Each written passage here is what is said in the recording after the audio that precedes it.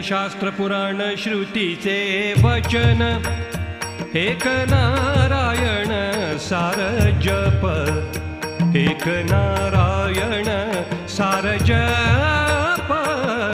एक नारायण सार जप जप तप कर्म धरी विणे धर्म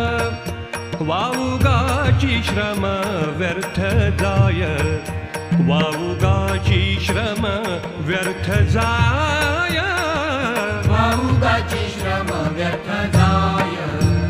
हरी पाठी गेले ते निवांत चिठेले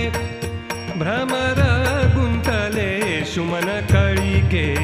भ्रमर गुंतले सुमन कळिके भ्रमर